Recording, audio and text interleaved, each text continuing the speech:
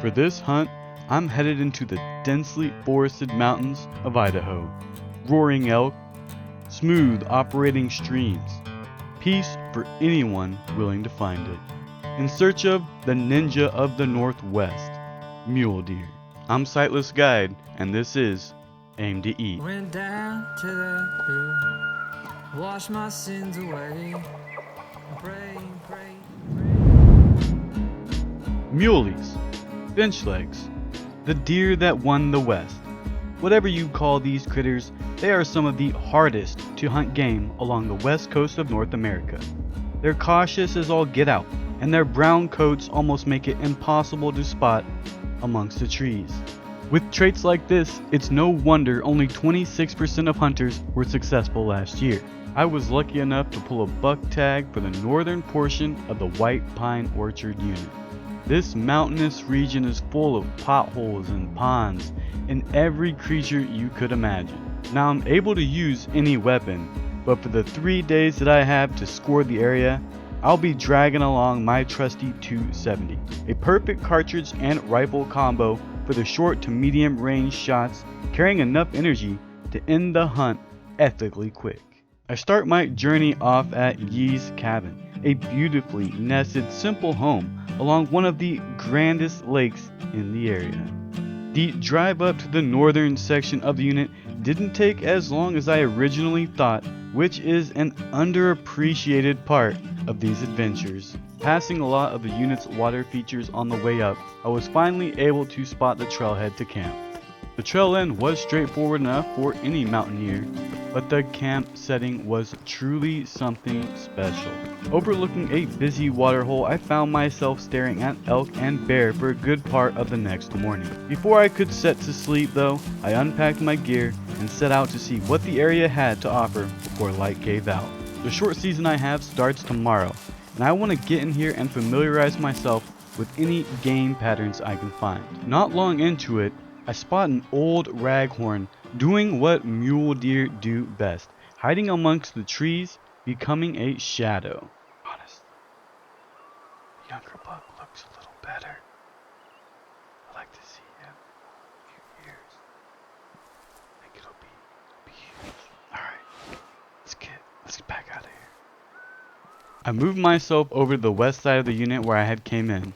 I wanted to see if anything was going to be using those water holes. After getting turned around a bit, I found the road I came in on and decided it was best I get some water at the truck, check the gear, and get back.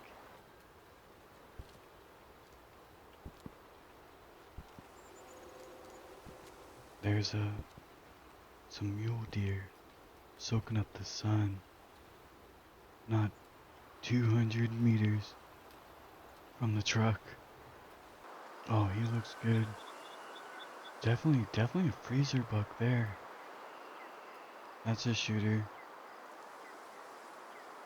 Nothing crazy, but he's decent. It's getting a bit dark. Get out of here. They're moving off. I think they smelled me. I want to be able to see where I'm going. With the last little bit of light chasing me back to camp, I set my mind on a good night's rest.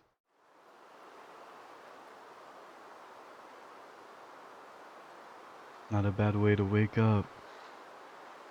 Nothing like Idaho during the late season. This lake had a few bears at it last night. Beautiful though. Don't know if it was a sow, a bruin, or what was going on there. Safe to say it was a pretty restless night though. So I think we're gonna go back over to where we were last night for a good part of the morning and just kind of stare at this tree line, see if these deer work down to this water hole I found, see if we find something new. I think we got a fox creeping in here. Oh, he heard me. Checking us out. Oh, go on now. Go on now. Alright, go on now. After the visit from our friend, I got tired of looking into the dense trees and decided to further my torture by diving into the darkness head first. It gets a lot cooler in the shadow of the mountains and the trees around, and it takes a little bit longer for things to warm up and get moving. But by pure luck, I spot a group of mule deers feeding the exact direction I figured they would be. The only problem was the hill between us. I crept in as close as I dare and feel like I got a good enough look. Enough to say it wasn't worth forcing anything to happen. Feeling a bit exhausted after what I felt like was all morning, it was time to check back in with the group from last night. Oh, there they are. Same hill. Oh, there, that guy's a 7.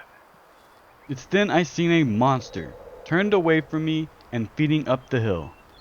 I don't know if it was me moving to get a good look or the wind being screwy, but they figured something was up and decided to shake tail.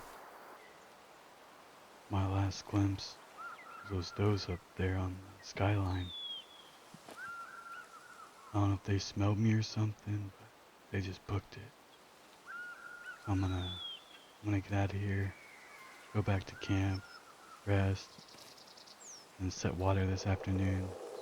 See if they come down here where I'm thinking. Sure enough, it's the one time deer follow the script perfectly, to one exception. The buck I'm after loves to hide in these bushes, and I'm set on making a clear shot. The one I'm after is just right behind that bush, to the right. If he steps forward, I'll be able to take it. Don't sit down.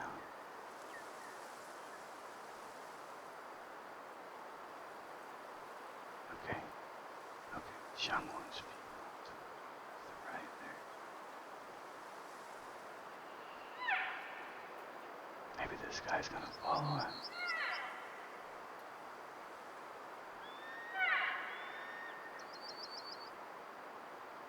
Okay, yes. Here we go.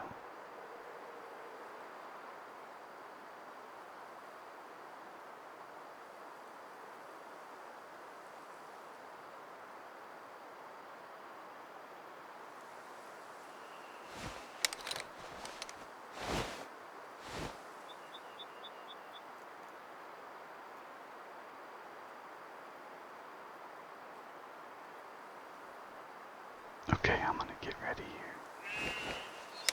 He's gonna come out.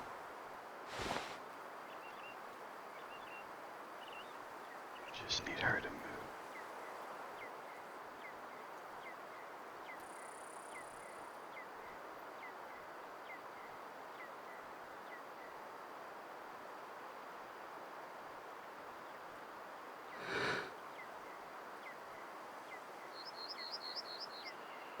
Ooh, that wasn't great.